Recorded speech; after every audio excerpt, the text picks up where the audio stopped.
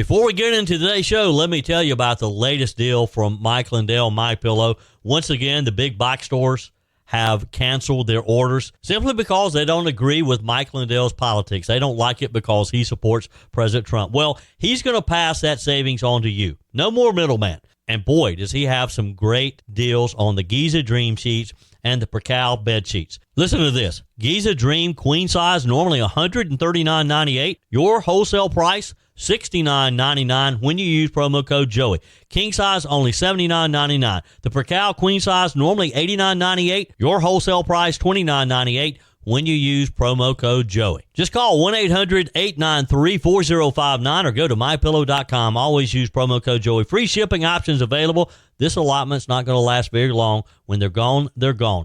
MyPillow.com, promo code Joey. Thanks for joining me in the PhD Weight Loss and Nutrition Studios. To lose weight for the last time, visit myphdweightloss.com. Breaking news on this Friday morning. Former FBI Director James Comey was indicted by a grand jury on 2 counts: alleged false statements within jurisdiction of the legislative branch and obstruction of congressional proceedings. We have the details for you in today's show. If you're a fan of TikTok, looks like the video platform will be around for a while longer in the U.S. as President Trump signed an executive order approving the sale to U.S. investors in a deal valued in the billions of dollars. We continue to hear inspiring stories of how Charlie Kirk continues to have an impact on the lives of many people across the country. One well-known actor says his memorial service has helped him forgive a 60-year-old grievance. This is the story of how forgiveness can be freeing for the soul. And Lieutenant Governor Pamela Evette joins us today to talk about energy security in South Carolina and the latest polling results in the South Carolina governor's race. I told you we'd be back. And ye shall know the truth, and the truth shall make you free. It's Joey Hudson. I wanted to name it the Joey Hudson bill, but, they don't allow you to put names on bills. But I wanted to call it the Joey Hudson bill because I know that one's been near and dear to you for a number of years. That's how it's done. Let your voice be heard. And the truth shall set you free. Here's Joey Hudson. So, breaking news, James Comey, the disgraced former FBI director, was indicted last night by a federal grand jury on 2 felony counts: lying to Congress and obstructing a congressional investigation. Now, this is the man who oversaw the infamous Trump-Russia probe. What we all came to know as the Crossfire Hurricane witch hunt now finds himself on the receiving end of justice. Couldn't have come at a better time and to a better person. Here's what the indictment says. Comey made false statements when he denied authorizing FBI officials to act as anonymous sources when, in fact, prosecutors say he did.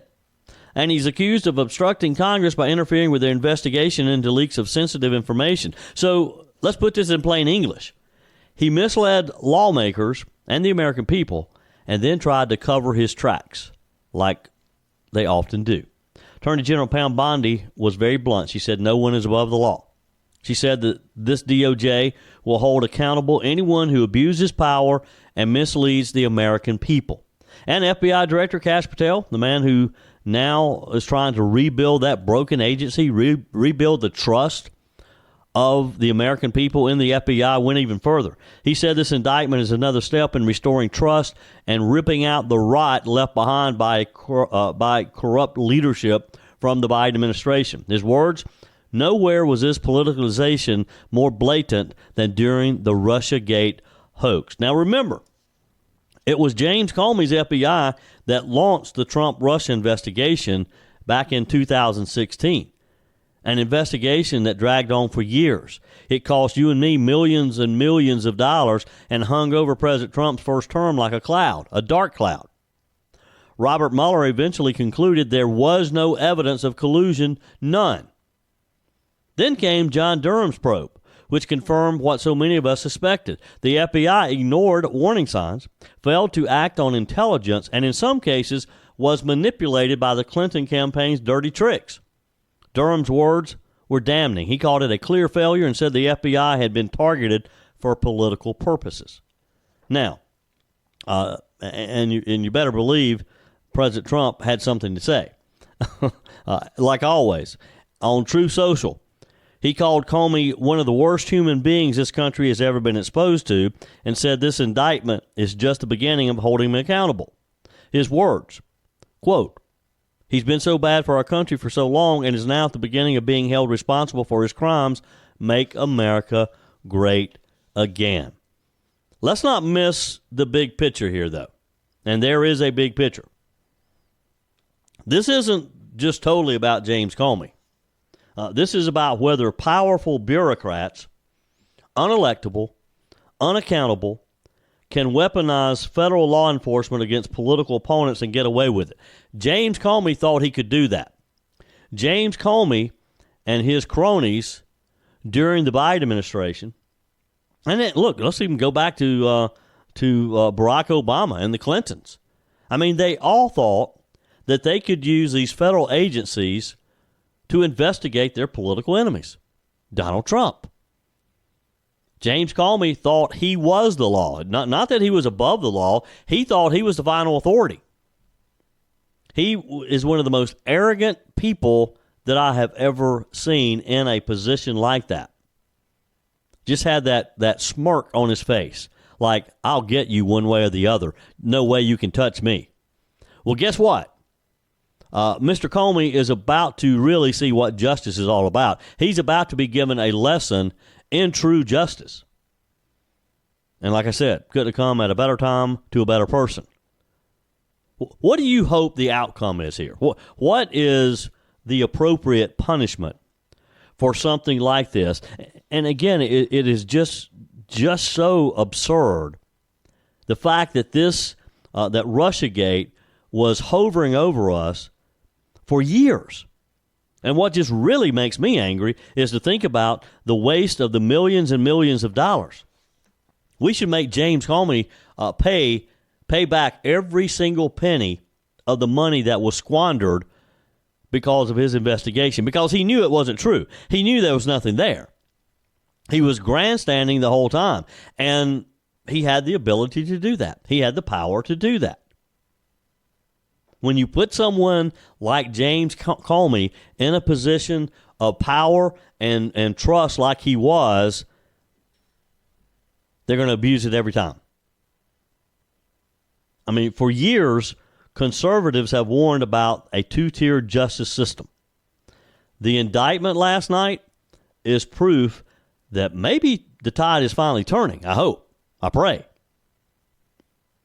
Again, that an unelected, unaccountable person in the federal government and the law enforcement, the Department of Justice, the very agency who is charged to uphold the law, to enforce the law, that they can weaponize the federal law enforcement against political opponents. We saw this back in the Nixon administration. Richard Nixon was famous for using the Department of Justice, the IRS, and other federal agencies to spy on his political enemies. It was wrong then. Even though he is a Republican, it's wrong now. And after Watergate, and after all that the country went through during that period of time, I would have thought that there would have been safeguards put into place to where it would never happen again. But it did. It did. And the Clintons, the Obamas, and Joe Biden made Richard Nixon look like a kindergarten student who was trying to steal the election for a student body president of his kindergarten class. James Comey may have thought that he was untouchable. I mean, after all, he ran the FBI, the most powerful law enforcement agency in the world. But as Pam Bondi said, no one is above the law, and he's learning that the hard way. No presidents are above the law. Richard Nixon proved that. No senators, not even the FBI director, is above the law. This case will play out in the Eastern District of Virginia, but the court of public opinion already knows the truth. Russiagate was a hoax, and the man who presided over it is now under indictment. They need to build a special wing of a federal prison just for him. Put him in there, lock him up, give him a little food every now and then, but forget about him. I mean, what do you think, folks? Is this real justice finally being served? Or is this just scratching the surface? Text me, email me, joey@joeyhudson.com. Leave me a message on the MyPillow message line. Always use promo code Joey when you go to mypillow.com and take advantage of some of the great deals that Mike Lindell has. Call 800-893-4059, have your credit card ready, or go to mypillow.com. They have a new shipment of the towels, the towel set, 6-piece towel set, normally $69.98. When you use promo code Joey, you're going to get them for $39.98. You know how much I love the MyPillow products. I often tell you that these towels, they're the best towels you'll ever own. I guarantee it. Mike Lindell guarantees it as well. They're soft, they're absorbent, and I promise you, once you use the MyPillow towels, you'll never buy another towel anywhere else. They're that good. So again, go to mypillow.com or call 800-893-4059. Always use promo code Joey and get the very best price that you can possibly get. While you're there, look at some of the other great deals, too. Just click on the radio specials, radio and podcast specials, and you'll see the robes, the bathrobes. They're very comfortable. They're just as good as well. The My Slippers, are amazing. Do like my buddy Dennis down in Georgia does, and wear them deer hunting. He wears his all over the place. The sheets, the Giza Dream Sheets, normally $109.98, $69.98 with promo code Joey. Go to mypillow.com, get the best deals on everything that you can imagine. All you have to do is throw my name around. Use promo code Joey. Let's be honest, those summer vacations and backyard barbecues added some extra pounds, right? But instead of feeling guilty or falling further behind, it's time to reset, drop the weight, and get back in control. The solution isn't a shot. Real lasting weight loss starts with your mind, not your mouth. At PhD Weight Loss, Dr. Ashley Lucas and her team help you uncover the real reasons behind your weight gain so that you can reprogram the way you think about food forever. PhD clients lose up to a third of their body weight without ever taking a drug. I know because I lost 33 pounds with PhD weight loss. Through real food, behavioral coaching, and proven science, your body can become a natural fat-burning machine. Why risk spending thousands on shots that strip away muscle, come with dangerous side effects, and leave most people regaining 60% of the weight within a year? With PhD, you'll activate your body's natural appetite control, burn fat safely, and stay in control. Even if you're already on Ozempic, PhD can help you transition off while still losing weight. Take the first step today. Call 864-644-1900 or visit myphdweightloss.com. You know, I love getting your text messages, your emails, joey@joeyhudson.com, and your messages on the MyPillow message line, 864-477-JOEY, 864-477-5639. Just leave me a message, and I listen to all of them. I read all the texts. I read all the emails. So keep them coming. I love to hear what's on your mind. Jennifer says, hey, Joey, in response to your excellent deep dive today, this was yesterday on the 25th, into helping us understand the whirlwind of good and evil in America, I wrote fast and furiously a response that turned into the length of a magazine article. Thank you, Jennifer. So I'll let that rest and instead answer your final question. In the great Cracker Barrel debate, no, I have not been back. I, like you, haven't done it deliberately necessarily. The car just never has found its way into a Cracker Barrel parking lot since Uncle Herschel fell off the billboard. I became disgusted, maybe before you did, because they also took my favorite item off the menu, the lima beans. Why would you take lima beans off of a Cracker Barrel menu? No omelets, no lima beans. But look, the omelets did me in, Jennifer. She says, some other items have gone missing too, and they've replaced them with special versions of alcohol. Have you ever seen anybody in a Cracker Barrel having a beer with their pinto beans, collard greens, and fried chicken and cornbread? I never have either. Thank you.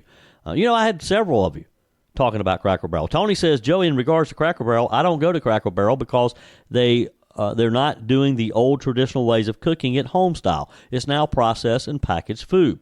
Another texter says, Joey, one of the massive things that Cracker Barrel has to its detriment is their food quality. Now it's virtually inedible in the lunch and dinner menu. So many of you not big fans of Cracker Barrel. Thank you for those messages. Keep them coming. I was at Oconee County Republican Men's Club last night. There was a young man there. His name was Jacob, from Turning Point USA Clemson, who gave an update on what their chapter over at Clemson is doing in wake of Charlie Kirk's assassination. And, you know, it was encouraging to hear this young man vow to keep the faith, to keep seeking the truth, to keep Charlie's legacy alive. And it's just a blessing to continue to hear the impact that Charlie Kirk is having on people literally around the world. His death has people going back to church. We've seen a real uptick in church attendance the last few weeks. People are reevaluating their relationship with Jesus Christ. And just people are just looking at things a lot differently. And I want to talk about something that also, a story that I heard also related to Charlie Kirk's memorial service. It was inspiring. It was amazing to see when Charlie's pastor asked people to dedicate their life to Christ and to stand up, to see all those people stand up. And I've talked to some people who were in the stadium that day who said it was just amazing to see the people standing up around them. In the middle of all the grief, all the politics, and all the noise surrounding the assassination of Charlie, there came a moment that reminded us what faith in action really looks like. It happened at the memorial service when his sweet wife, Erica, stood before millions of people, a couple 100,000 in Arizona, millions watching the stream all around the world. Here was a young widow, a young mom left to raise their 2 children alone. And she did something almost impossible. She looked out at the crowd, and she said about the man accused of murdering her husband, "That young man, I forgive him." And I've thought about that a lot. She didn't say it lightly. She didn't say it with anger. She said it with the strength that only can come from faith, her faith in God. Erica told the crowd, "Our Savior said, 'Father, forgive them, for they know not what they do.' I forgive him because it's what Christ did, and it's what Charlie would do." And yes, he would. Friends, that is the gospel lived out loud. And it's just really, it affected me that day watching her. And I've watched video clips of it since, over and over. I mean, that is the hardest commandment that we're ever given, to forgive those who hurt us the most. It's hard for me to do sometimes. Now, here's the part that really hit me. Erica's words didn't just move those in the stadium. They reached Hollywood. The story is that actor Tim Allen, who you know from Home Improvement, Last Man Standing, of course, the voice of Buzz Lightyear, said on X yesterday that Erica's speech deeply affected him. Allen admitted that he's carried a burden for more than 60 years. When he was just 11 years old, his father was killed by a drunk driver. And all these decades later, Tim Allen said he's never been able to fully forgive the man who took his dad's life. But after hearing Erica Kirk's words of forgiveness, he finally wrote, "I forgive the man who killed my father." Wow, that's powerful, folks. After 60 years, I forgive the man. And that's the ripple effect of God's grace. Think about it. 60 years of carrying that burden around, that hatred, that dark stain on your heart. Now, let's pause here for a minute and say something important. Forgiveness doesn't mean excusing evil. Doesn't mean setting aside justice. The young man who assassinated Charlie Kirk is going to face trial. Justice must be done. But forgiveness is something different. Forgiveness frees you. It's about releasing that poison of hate before it literally eats you alive. And that's exactly what Erica modeled. She's teaching her kids. She's teaching Charlie's movement, those young kids in Turning Point USA. She's teaching all of us that forgiveness is strength. Forgiveness is freeing. You know, I got to tell you, it made me stop and ask myself, am I holding some bitterness towards someone? Who have I not forgiven? Maybe you've been wronged by a family member or hurt by someone at work, or maybe you've carried anger for years over something that you just can't let go. Well, Erica Kirk just showed us how it's done. And Tim Allen's response shows just how powerful that witness can be. If he can forgive the man who killed his dad 60 years ago, maybe there's somebody I need to think about forgiving. Maybe there's someone that you need to take a step back and reconsider as well. Because Jesus told us to love our enemies, to pray for those who persecute us. That's one of the hardest commandments in the Scripture. I have to admit that. But that's exactly what Erica Kirk lived out on that stage. And it wasn't just for the man accused of killing her husband. It was for all of us, so that we could see what it looks like to put faith in action. Charlie Kirk's entire ministry was about equipping young people with courage, conviction, and truth. He loved the debate. He loved sitting at those college tables saying, "Prove me wrong." He believed in conversation, even with people who hated him, especially people who hated him. And now his wife is carrying that same spirit forward by showing us that even in death, Charlie's message is louder than ever. I mean, that is just so comforting to me.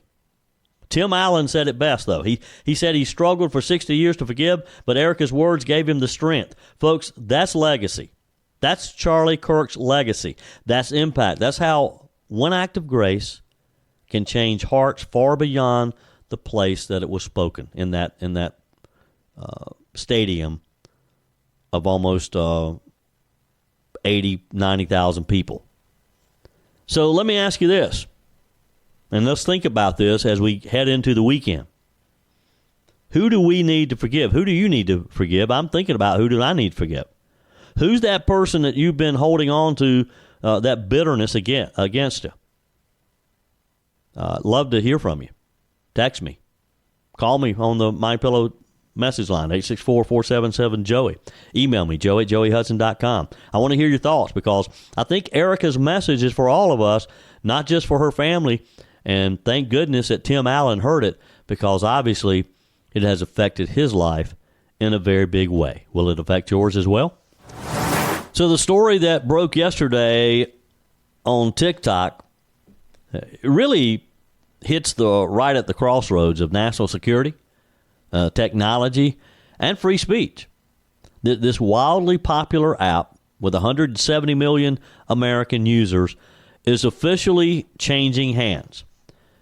It's been in negotiations for, I don't know, a year or more now, right? President Trump yesterday announced that a group of U.S. investors will take control of TikTok after months of high-stake negotiations. He signed an executive order certifying that the deal complies with the law Congress passed back in 2024 that required TikTok's Chinese parent company, ByteDance, to divest the platform or face a total U.S. ban. And you'll recall, TikTok went dark for a short period of time some months ago. So let's be clear about what this means. For months, national security experts have warned that TikTok could be used by the Chinese Communist Party to collect data on Americans, to manipulate what people see and hear, and to influence our culture and politics. TikTok's executives denied it, of course, but the concerns were bipartisan. This wasn't a Republican issue. It wasn't a Democrat issue. Both Democrats and Republicans acknowledged the risk. So this deal, valued at $14 billion, gives American investors 80% control of the platform, with ByteDance holding a minority interest of 20%. And here's what you need to understand. The U.S. group won't just hold the stock. They'll control TikTok's algorithm, the engine that decides what videos you see if you're on the platform. They'll also control content moderation. Now, the list of American investors wasn't fully released, but President Trump confirmed some big names. Oracle, led by Larry Ellison, computer entrepreneur Michael Dell, Dell Computers, media mogul Rupert Murdoch. So you're talking about some heavy hitters on the American side. Vice President J.D. Vance said it plainly. We wanted to keep TikTok operating, but we also wanted to protect Americans' data. And this deal, he says, checks both of those boxes. So think about it. TikTok has 170 million American users. That's half the country. mostly young people, especially those who spend hours a day scrolling through the app. You can't just shut it down overnight without major blowback. And that's what happened back earlier in the year when enforcement of the law briefly went into effect. TikTok went dark for about 24 hours before President Trump suspended the ban on his first day in office. He extended that pause a few times, but yesterday's order buys more time until January 2026 to finalize the deal. Now, here's the political angle. Republicans in Congress, guys like Brett Guthrie, Richard Hudson from up in North Carolina. I think Richard and I, we believe we're cousins, by the way. They praise the deal as a positive step, but they're also saying we got to be cautious. They want to make sure that there's no hidden backdoor for China to keep its hands on American user data. They put it simply, protecting Americans from CCP influence is a vital national security interest. It is. But I got to say, I don't know that I totally trust Americans with that data. I mean, we see these other big tech companies. I mean, YouTube, which is just growing like crazy. More and more people are depending on YouTube for news, entertainment. And I'm not so sure that YouTube doesn't get more of our data and know more about us than we really want them to know. Same thing with all social media, Facebook, Instagram, X, whatever. I mean, these companies know a lot about us. Now, on the flip side of this whole debate on whether or not it's still going to be safe, some lawmakers say that they worry about free speech. They ask, can the U.S. government really force a private company out of the marketplace? What precedent does that set? Well, in normal circumstances, I would be in there with them, and I would agree. But TikTok, owned by the Chinese, is a little bit different because China certainly regulates what American companies do in their country. So I don't feel so badly about us maybe regulating what a Chinese company does in our country. TikTok itself has argued for years that it's a global company. It's based in Singapore and controlled by Beijing. They remind us that the app isn't even available in mainland China. Well, but here's the reality. Perception is everything. And the perception was that TikTok was a Trojan horse for communist China. In politics and national security, perception drives policy. Because I don't know of a single person who does not suspect that China is gathering that data so they can eavesdrop on us through TikTok. That's why so many people have been hesitant to even use TikTok. Quite honestly, I had never had a TikTok account until all this came up. And I'm very cautious with what I put on there. But when this whole story started unfolding back last year, I wanted to see what all the fuss was about. I don't spend a whole lot of time on TikTok, but I've been sort of eavesdropping as this whole thing unfolds. And quite frankly, I was surprised at some of the people who have a big presence on TikTok. Conservatives, elected officials who have a huge presence on TikTok. Here's something else that we know as well. This isn't just about TikTok. This is about setting a precedent. The U.S. government is signaling that it will not allow hostile powers to infiltrate our digital ecosystem. The Chinese Communist Party doesn't need spy balloons floating over Montana if it can beam propaganda and harvest data through your teenager's iPhone, or your iPhone for that matter. Now, I know some of you are listening, maybe you're skeptical. You're saying, Joey, does this really fix the problem? Or is it just window dressing? Fair question. After all, ByteDance still owns 20%. But according to what I understand, the key here is that U.S. investors will control the algorithm and the moderation of the content. That's the brain of the platform. That's the power to shape what Americans see and what they don't see. And for the first time, that power will no longer sit in Beijing's shadow, not in some high tower in Beijing. But the bigger lesson is this. Technology is now a battlefield, literally. Forget about the tanks and the planes. The wars of the future are going to be fought on smartphones, on your smartphone. That's where ideas, culture, influence collide. And if America doesn't defend that ground, somebody's going to. Somebody else will. So here's what I want you to hear today and to understand and to think about as we head into the weekend. Are you glad TikTok is staying in America under new ownership? Or would you rather see it shut down altogether? Do you care about TikTok? And I want to get your feedback on this. I want to hear from you over the weekend. Text me, email me, joey@joeyhudson.com. Leave me a message on the MyPillow message line, 864-477-JOEY. Because make no mistake, this is more than an app. This is about who controls the flow of information in our country. And for once, the balance of power just shifted back to the Stars and Stripes. Your comments are welcome on the Furman Ford text line, 864-477-JOEY. That's 864-477-5639. Emails always welcome, joey@joeyhudson.com. Speaking of the Furman Ford text line, it's never been more important to support locally run businesses owned by people who actually live here in the upstate. Let me take a minute to talk with you about our friends at Furman Ford. If you're looking for a new vehicle, maybe a great pre-owned vehicle, one you can trust, or maybe you're looking to order that special vehicle. Either way, if you want a new one, a brand new one, or a pre-owned that you can trust, the folks at Furman Ford, they're there to help you. Their name is on the sign because their name is on the line, because every single transaction is important to them. Jim Furman, Matthew Furman. They do business the right way. When you stop by, when you give them a call, or maybe when you just send them a quick email, you're always going to have access to a member of the Furman Ford family. And by the way, they also offer great service, and you're not going to have to wait weeks and weeks to get it done. And you do not have had to purchase your vehicle at Furman Ford. Doesn't even have to be a Ford. They service all makes and models. Visit my friends at Furman Ford online at furmanford.com, furmanford.com.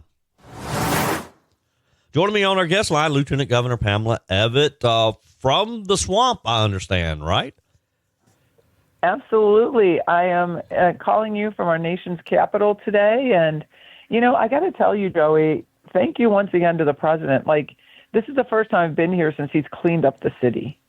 And there is a whole different vibe. You don't see homeless all around. You don't see tents propped up places.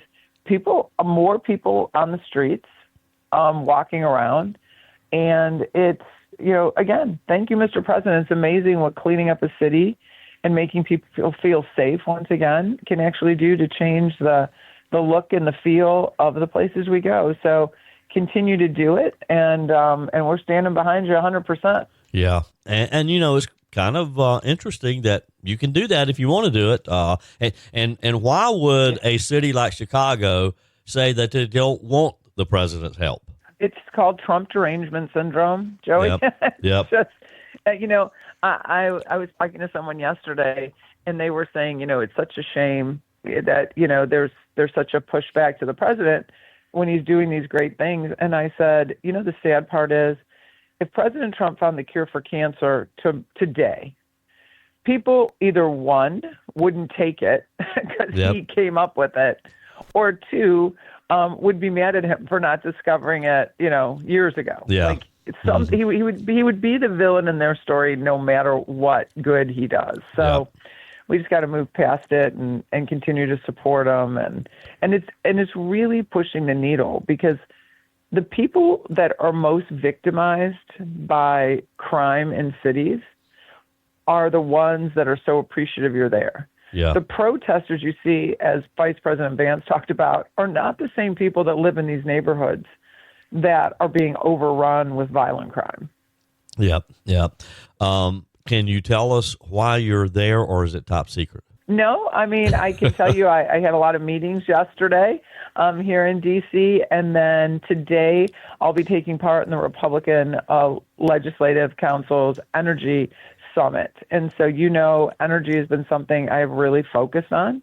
And there is a summit here. We'll be doing some roundtables. I'm going to be bragging about the energy bill we passed in South Carolina and how that will help move us forward into getting VC Summer resurrected, and how turning one of our coal plants into a natural gas plant is going to be a game changer for the PD Horry County area and what they can continue to do. So I'm going to talk about how wonderful South Carolina is, like I always do, and maybe steal a few ideas from my friends around the country.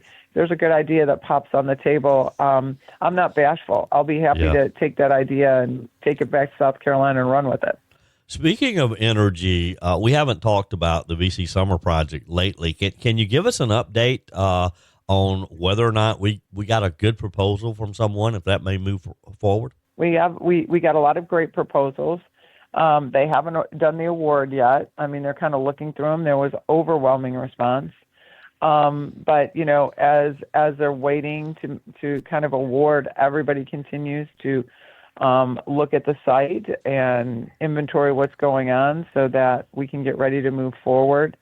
It is, it's exciting, and everybody talks about if this plan to get it built up, you know, once it starts and once it's producing, I mean, we are going to be in such a great spot, for our citizens, for our businesses, for any future growth, because the jobs of tomorrow, you know, I know data centers get a really bad rap, all these centers, but the future of business, the future of our world is wrapped around technology. Yeah.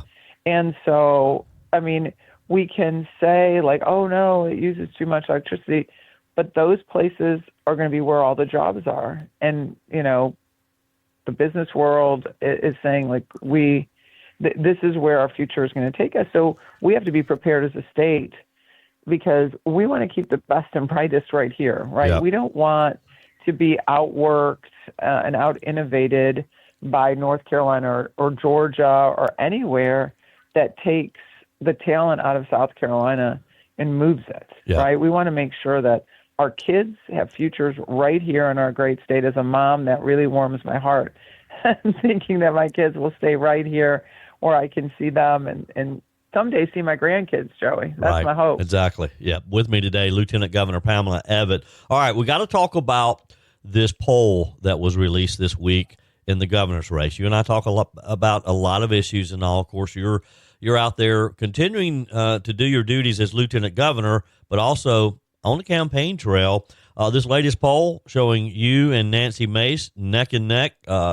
Ms. Mace has 19% to your 18%. Attorney General Alan Wilson was 16%. Congressman Ralph Norman, 10%. Senator Josh Kimball, 2%. Still 35% undecided. That has to be good news, right? Well, it really is good news. It just means that, you know, the message I'm sending to people is resonating and that people want to hear about what you're going to do to help them in their everyday lives. Businesses want to know what you're going to be able to do to help them in their everyday lives. And, you know, what I've been saying to everybody is, listen, the choice is clear. You can pick from a businesswoman and a mother of three and a woman of faith. You can pick from a list of career politicians. Yeah. You can pick somebody who has stood with President Trump from day one when I wasn't even in politics. It didn't help me or not, except that I knew he was the man that could turn this country around, and he was a businessman, and he inspired me to do and step away from my business. Or you can pick one of the other candidates who jumped on once it was politically in their best interest to do that. Yep. And you can pick somebody like myself who has the resume to do the job.